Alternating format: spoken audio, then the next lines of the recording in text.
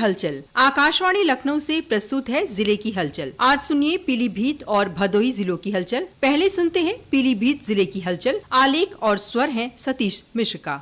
रंगों का पर्व होली पीलीभीत जनपद में हर्षोल्लास से मनाया गया। समूचे जनपद में लोगों ने रंग गुलाल उड़ाकर होली खेली। आखट डालने के बाद लोगों ने नए कपड़े पहने और इसके साथ ही होली मिलन का सिलसिला शुरू हुआ। हालांकि इस बार होलिका दहन के मुहूर्त और चंद्रग्रहण व सूतक के कारण संशय रहने से अलग अलग दिनों पर होली मनाई गई। शेरपुर कला गाँव में गालियां देकर होली का फगुआ यानी नेंग वसूलने की परंपरा निभाई गई। माधवटांडा व कड़ेचौरा में एक दिन बाद महिलाओं ने रंग खेलकर अपना रुतबा कायम करते हुए महिला सशक्तिकरण की मिसाल पेश की। ऊंचाई क्षेत्र में कपड़ा फाड़ होली खेली गई तो कुछ स्थानों पर मिट्टी व कीचड़ से होली खेलकर जश्न मनाया गया। जिले में बसे बंगालियों, पूर्वांचल वासियों और थारुओं ने अपने अपने अंदाज में होली मनाई। नेपाल बॉर्डर से लेकर जनपद भर में होली का उल्लास देखने को मिला।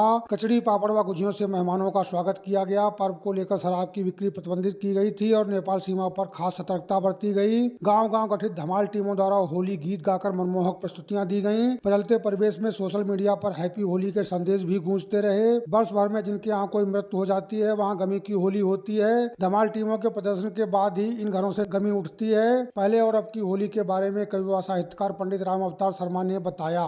पहले और अब की होली में बहुत अंतर आ गया है। पहले आपस में प्रेम अधिक होता था, लोग एक दूसरे के घर जाते थे, प्राकृतिक रंगों से होली खेलते थे और गमी वाले दिन तो विशेष रूप से वहां जाते थे जिनके यहाँ गमी होती थी। अब वर्तमान समय में वो पहले वाली बात होली में उमंग और उत्साह दिखाई नहीं पड़ता है। पीलीभीत के सांसद व केंद्रीय राज्य मंत्री जितेंद्र प्रसाद, प्रदेश के गन्ना राज्य मंत्री संजय सिंह गंगवार, विधायक बाबूराम पासवान, विवेक वर्मा व स्वामी प्रवक्तानंद ने जनपद वासियों को होली पर्व की शुभकामनाएं दी हैं। विभिन्न स्थानों पर होली मिलन समारोहों का आयोजन किया जा रहा है। नगर पालिका परिषद पूरनपुर द्वारा रोटरी क्लब ग्रीन के सहयोग से भव्य होली मेला आयोजित किया गया। इसमें ब्रज के कलाकारों द्वारा मनमोहक प्रस्तुतियां दी गयी। पीलीभीत, बीसलपुर, अमरिया व कलीनगर में कार्यक्रम आयोजित किए गए। प्रेस क्लब व सती मठिया समिति द्वारा भी होली मनाई गयी। 5 मार्च को पड़ोसी देश नेपाल में चुनाव होने के कारण पीलीभीत से सटी भारत नेपाल सीमा को सील किया गया था और पुलिस व एसएसबी के जवान लगातार गश्त करते रहे। होली पर्व को लेकर पुलिस अधीक्षक सुकृति माधव मिश्रा के निर्देशन में सभी थानों की पुलिस मुस्तैद रही। भारत और नेपाल के मैत्री संबंध प्रगाढ़ करने के लिए संस्कृति एवं पर्यटन विभाग द्वारा पीलीभीत में भारत नेपाल मैत्री महोत्सव का आयोजन गांधी स्टेडियम में किया गया। दोनों देशों के कलाकारों द्वारा विभिन्न सांस्कृतिक कार्यक्रम प्रस्तुत किए गए। नृत्य, गायन व कवि सम्मेलन में स्थानीय लोगों ने बढ़ चढ़कर प्रतिभाग किया। जिलाधिकारी ज्ञानेंद्र सिंह, अपर जिलाधिकारी प्रसून द्विवेदी, नगर मजिस्ट्रेट विजयवर्धन तोमर और मुख्य विकास अधिकारी राजेंद्र श्रीवास ने कलाकारों को सम्मानित किया। पीलीभीत जनपद में पीलीभीत टाइगर रिजर्व से गुजरने वाले राष्ट्रीय राजमार्ग संख्या 730 पूर्णपुर पीलीभीत हाईवे, पीलीभीत माधवटांडा रोड एवं पूर्णपुर खटीमा रोड पर रात के समय वाहनों का आवागमन प्रतिबंधित करने का आदेश जारी किया गया है। प्रभागीय वनाधिकारी भरत कुमार डीके ने बताया कि राष्ट्रीय बाघ प्राधिकरण और सुप्रीम कोर्ट के निर्देशों के क्रम में सूर्यास्त से सूर्योदय के बीच जंगल से गुजरने वाले मार्गों पर आवागमन रोके जाने का आदेश जारी किया गया है। इस दौरान एम्बुलेंस व आपातकालीन वाहनों को वन विभाग अपनी निगरानी में जंगल मार्ग से निकालेगा। जंगल में आवागमन रोकने से आक्रोशित लोग अधिकारियों व जनप्रतिनिधियों को ज्ञापन दे रहे हैं। जिलाधिकारी ने समस्या के निस्तारण हेतु 9 मार्च को संबंधित विभागों के अधिकारियों की बैठक बुलाई है। सर्वाधिक प्रभावित पूर्णपुर क्षेत्र के विधायक बाबूराम पासवान ने इस बारे में आकाशवाणी को बताया। राजमार्ग रोकने के अव्यवस्थाएं फैलेंगी, ये अव्यवस्थाएं रुक नहीं सकती, इसलिए कोई नहीं इसमें भय खाने की कोई जरूरत है। आम जनमानस को पूरा यथास्थिति चलेगा, ना कभी रुकेगा और न रुकने के लिए जिस प्रकार से जंगल वालों ने ये डाला है ये बिल्कुल गलत है। उत्तर भारत का सुप्रसिद्ध पूर्णागिरि देवी मेला होली पर्व के बाद प्रारंभ हो गया है। उत्तराखंड के टनकपुर में लगने वाले इस मेले में देश भर के कई प्रांतों से श्रद्धालु पहुंचते हैं। पीलीभीत जनपद इस मेले का प्रवेश द्वार बना हुआ है। मेले तक तीर्थयात्रियों के सुगम आवागमन के लिए पूर्वोत्तर रेलवे द्वारा 2 स्पेशल गाड़ियां संचालित की गई हैं। राज्य परिवहन निगम द्वारा 10 अतिरिक्त बसों का संचालन शुरू किया गया है और कई बसों के फेरे बढ़ाए गए हैं। काफी संख्या में लोग मोटरसाइकिल, साइकिल व पदयात्रा करके पूर्णागिरि दरबार में दर्शन पूजन के लिए पहुँच रहे हैं। तीर्थयात्रियों के भोजन व ठहरने की व्यवस्थाएं विभिन्न स्थानों पर की गई हैं। इस समय उत्तराखंड जाने वाले मार्गों पर जय माता दी के उद्घोष सुनने को मिल रहे हैं। पीलीभीत जिले की हलचल के बाद आइए सुनते हैं भदोही जिले की हलचल। आलेख और स्वर है संजय कुमार श्रीवास्तव का।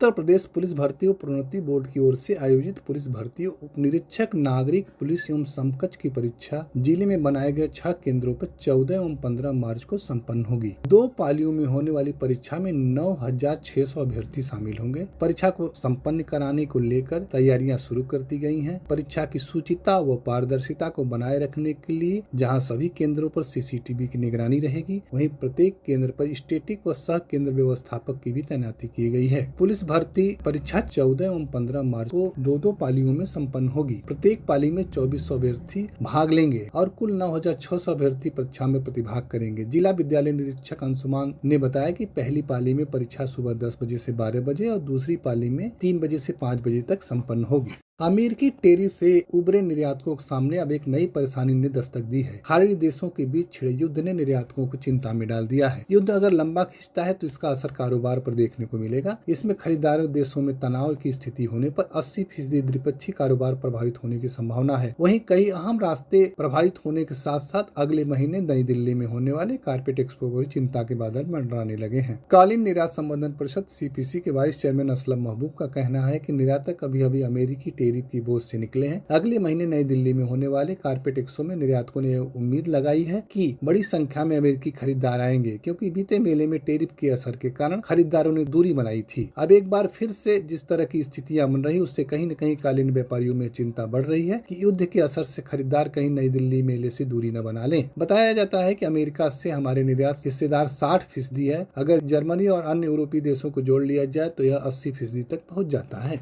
भदोही जिले के डी ब्लॉक के कोनिया क्षेत्र के लोगों को बिजली संकट से मुक्ति मिलेगी। क्षेत्र के इटहरा में लगभग 9 करोड़ रुपए की लागत से नया विद्युत उपकेंद्र बनाया जाएगा। विभाग की ओर से इसके लिए भूमि चिन्हित कर लिया है। विद्युत विभाग के बिजनेस प्लान के तहत शासन को प्रस्ताव भेज दिया गया है। जिले में 7 नगर निकाय और 546 ग्राम पंचायतों को विद्युत आपूर्ति की सुविधा के लिए 2 विद्युत वितरण खंड संचालित हो रहे हैं। विद्युत वितरण खंड प्रथम भदोही में 13 और विद्युत वितरण खंड द्वितीय ज्ञानपुर गोपीगंज के अंदर 16 उपकेंद्र संचालित हैं। जिले के डी ब्लॉक के गंगा तटवर्ती क्षेत्र कोनिया में एकमात्र सीतामढ़ी उपकेंद्र है, जिससे पूरे क्षेत्र की आपूर्ति की जाती है। ज्ञानपुर विधानसभा की 8 ग्रामीण सड़कों की मरम्मत और नवनिर्माण किया जाएगा, जिस पर 3 करोड़ 99 लाख रुपए खर्च होंगे। ज्ञानपुर विधायक विपुल दुबे के प्रस्ताव पर शासन ने स्वीकृति प्रदान कर आधी धनराशि जारी कर दी है। यह सड़कें 200 मीटर से लेकर 1300 मीटर की लंबाई की होंगी। स्वीकृति मिलने पर लोक निर्माण विभाग निविदा की प्रक्रिया में जुट गया है। जिले की 546 ग्राम पंचायतों और 7 नगर निकायों में करीब 2500 किमी सड़कों का जाल फैला है। लोक निर्माण विभाग PMGSY, जिला पंचायत, नगर पंचायत और मंडी समिति आदि एजेंसियों की सड़कों की देखरेख करती है। इसमें सभी सड़कों का कार्य नोडल लोक निर्माण विभाग होता है। भदोही हाफ मैराथन में सीतामढ़ी के नारेपार निवासी सतीश वर्मा ने बाजी मारी है। मैराथन में उन्होंने 1 घंटे 1 मिनट 10 सेकंड में 21 किमी की दूरी तय कर प्रथम स्थान हासिल किया। वाराणसी के चंदन राजभर ने 1 घंटा 1 मिनट 39 सेकंड दूरी तय करके दूसरे और तीसरे स्थान के भरतपुर के विक्रम सिंह ने 1 घंटे 3 मिनट 16 सेकंड में दूरी पूरी करके तीसरे स्थान पर रहे। विजेताओं को जिला स्टेडियम मूसीलाटपुर में पुरस्कृत किया गया। इसमें देश भर के 370 धावकों ने हिस्सा लिया। अधिकारी जनप्रतिनिधियों ने भी दौड़ लगाकर धावकों का उत्साह बढ़ाया। भदोही के सरपतहा स्थित 100 शैय्या अस्पताल में धीरे धीरे स्वास्थ्य सुविधाओं का विस्तार होने लगा। यहाँ प्रसव सेवा की सुविधा शुरू हो गई। प्रसव पीड़िता के लिए अच्छी खबर यह है कि अब उन्हें दूर अस्पतालों के चक्कर लगाने की जरूरत नहीं पड़ेगी। OPD भवन के भूतल मंजिला कक्ष में अभी प्रसव सेवा शुरू की गई है, जिसमें नॉर्मल प्रसव कराए जाएंगे। सीजेरियन मरीज को जिला अस्पताल भेजा जाएगा। यहाँ 14 नर्सों की तैनाती की गई, जिनमें 2-2 नर्सों की ड्यूटी 24 घंटे प्रसव कराने के लिए रोस्टरबाजी लगाई गई है। अस्पताल में रोजाना 400 से 500 की OPD होती है, जिन्हें जाँच पड़ताल करके चिकित्सक दवा देते हैं। ज्यादातर यहाँ मौसमी बीमारी के मरीज आते हैं। प्रसव सेवा शुरू होने के बाद अब मरीजों की संख्या में और भी वृद्धि होगी। यह था आकाशवाणी लखनऊ के क्षेत्रीय समाचार एकांश द्वारा प्रस्तुत जिले की हलचल का आज का अंक।